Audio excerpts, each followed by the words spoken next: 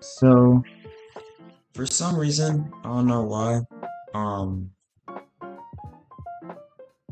like, people haven't made a, what's it called?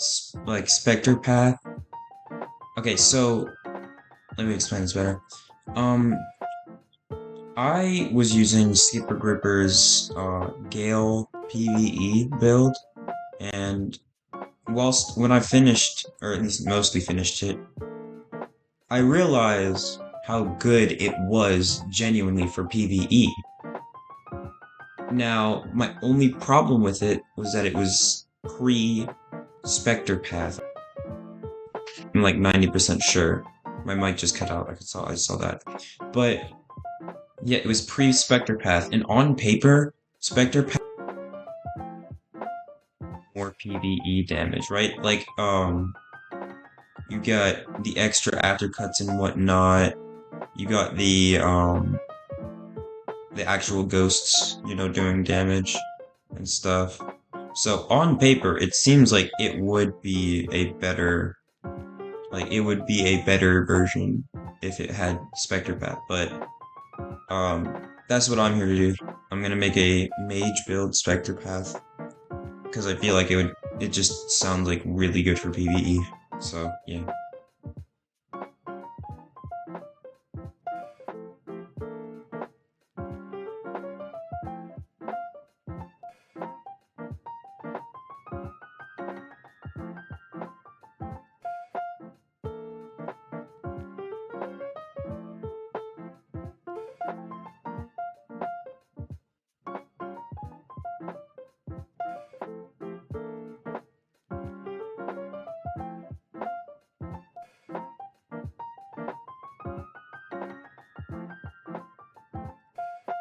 All right. So um, I finished. Uh, we are going to Dawnwalker, but it also can work with Jet Striker. I just prefer Dawnwalker because it's just the safer option for mage builds. Pre-shrine we go 1 strength, 50 fortitude, agility, 1 intelligence, 80 willpower, 55 charisma, 10 gale breath. I'm not like 1,000% sure if I need to go 11 gale breath for shrine to work. Um, so you guys can let me know. If not, then just 10. But if so, you can just add a point. It's not that much.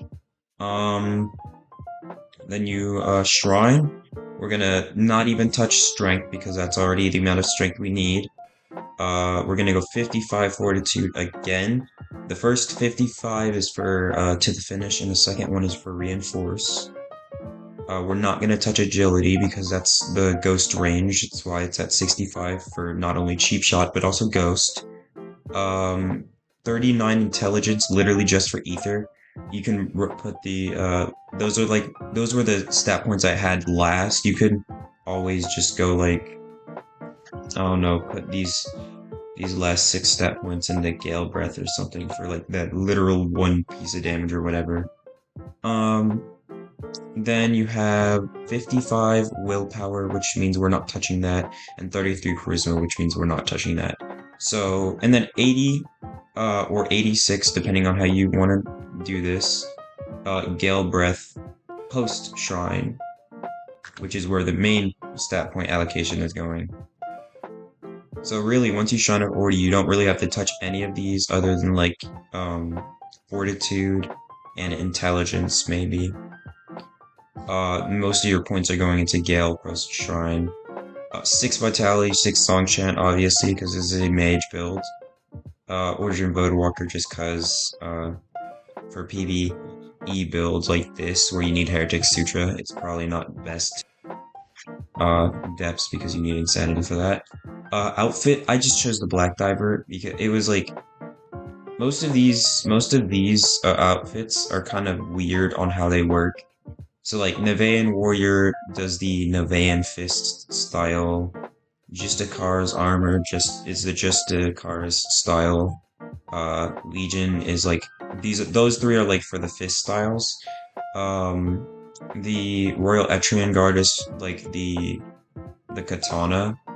Ignition Deep Delver is it allows you to parry a unparryable hit at least once, which it really can be swapped between Black Diver and Ignition Deep Delver. Just depends on what your preference is. Prophet's Cloak is iffy, but you can run it, I guess. Ferryman's Cloak is only really good for lightning builds.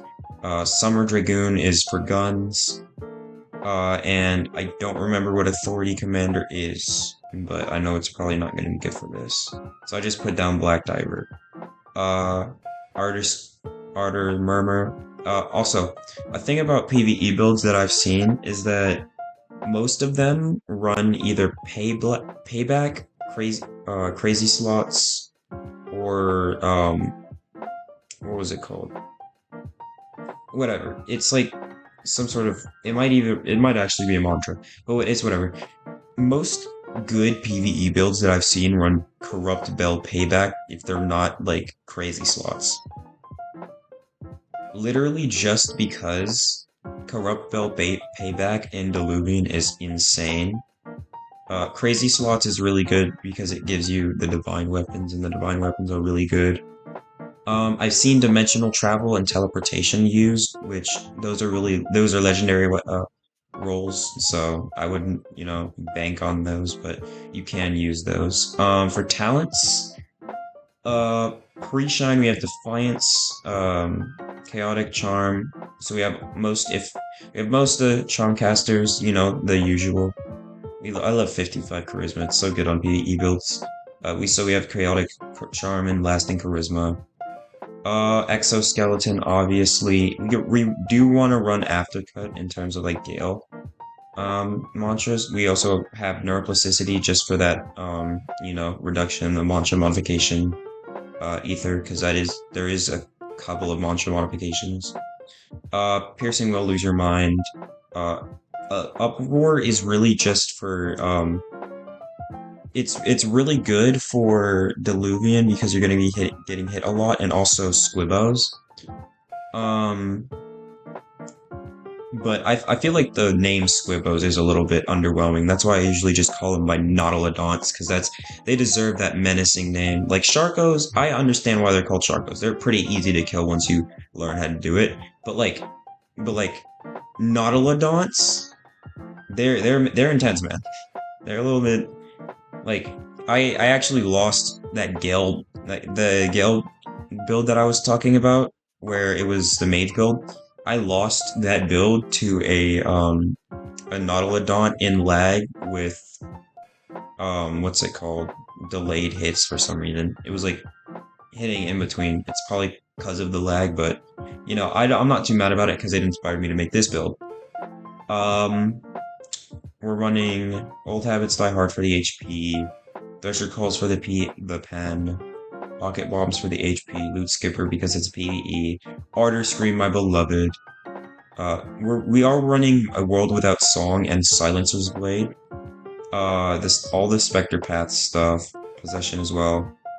Unfazed, Grasp on Reality, Cheap Shot for that pen. Speed Demon, Spinning Swordsman, Maestro's Blade, obviously. All of these, Haunted Gale. So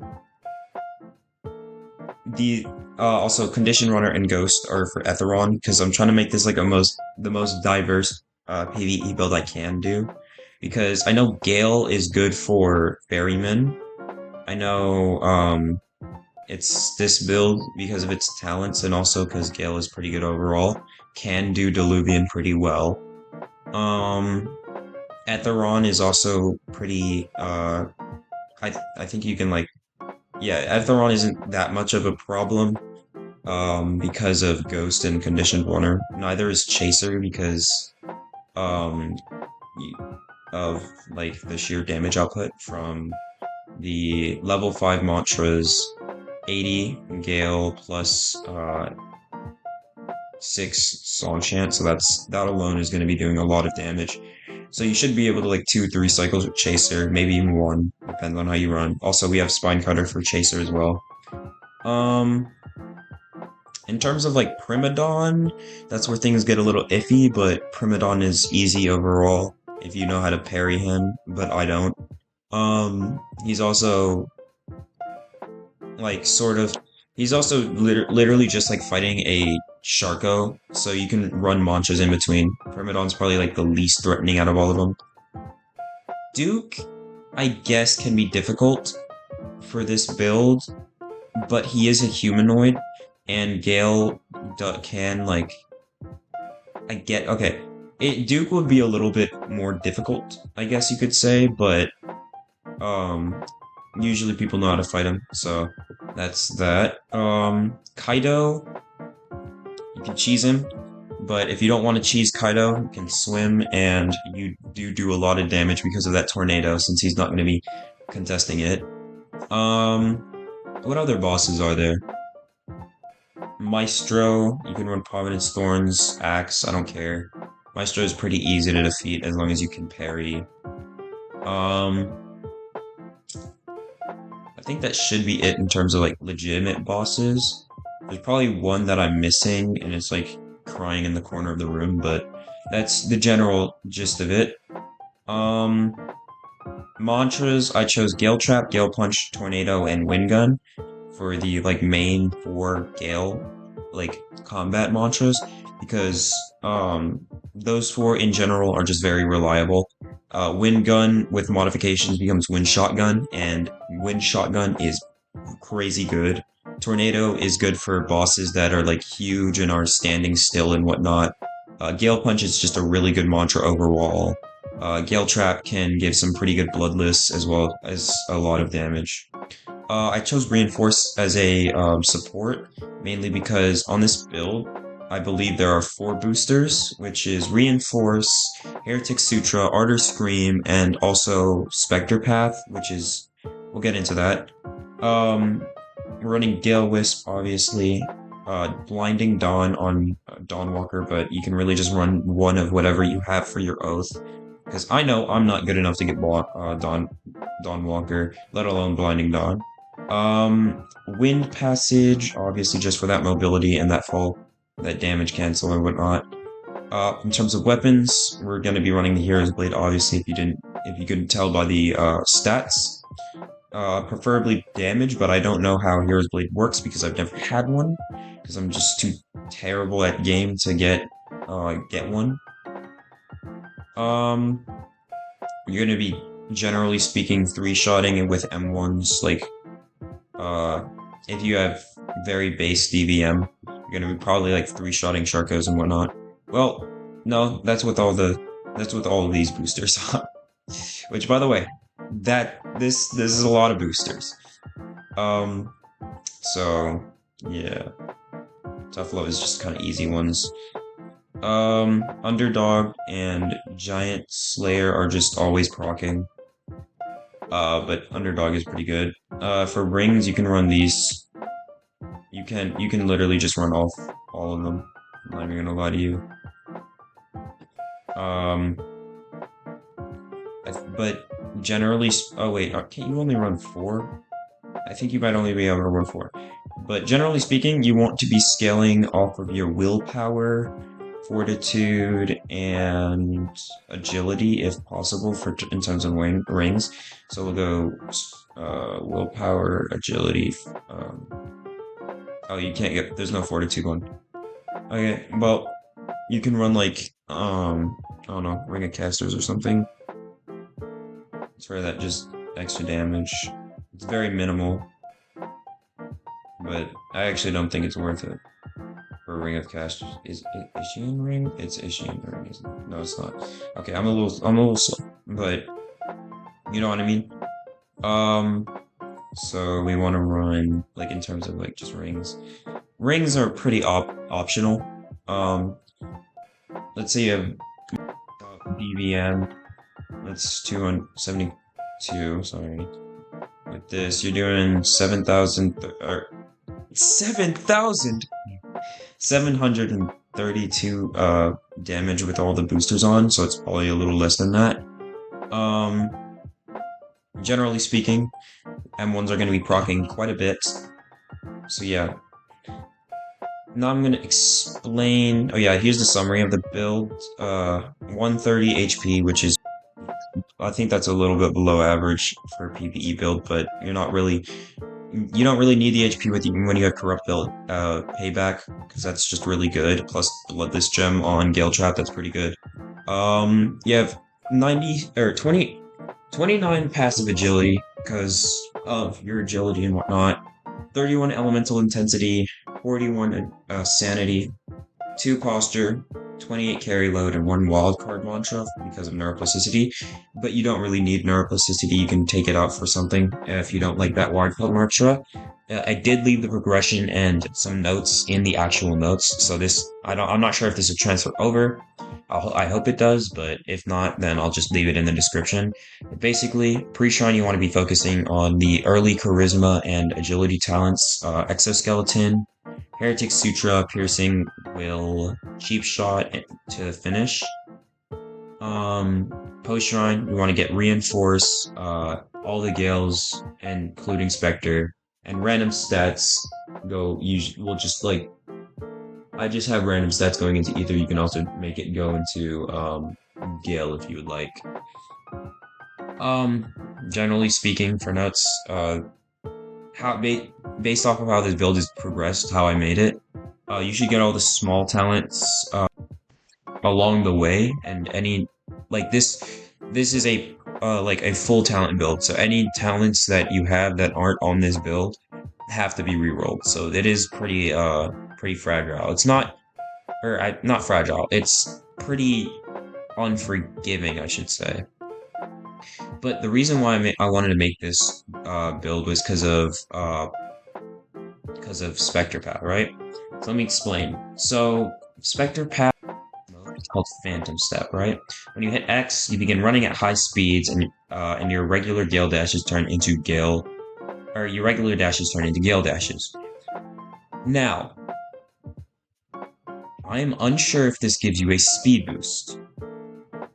If it does, it'll proc all of your agility. It'll proc your agility stuff. If not, that's not what we're doing this for. We're doing this because of possession. After an apparition hits an enemy, receive 30% posture damage on all Gale Breath attacks for 6 seconds. That means you're basically going to be block breaking Duke every 5 seconds. Literally just by hitting. Anything that decides to block in your way whilst you have this up is going to get block broken. If you have Phantom Step while this is active, you get 15% chip damage as well. So that's pretty good. I don't know why I have Vanishing Wrath. You don't really need Vanishing Wrath.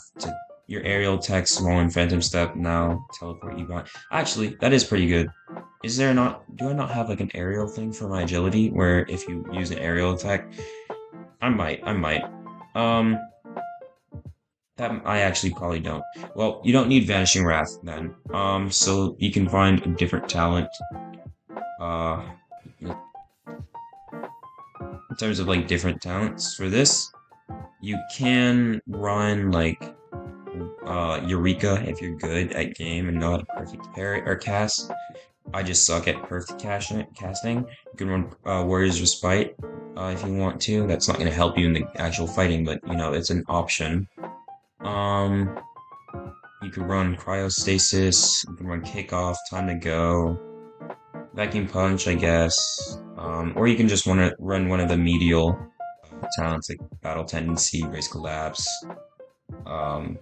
Give and Take. You don't want to run Give and Take. Precise Wing, just like one of the medial ones for like extra carry load or something. I would say probably Eureka if you're good. So I'm just gonna put that down.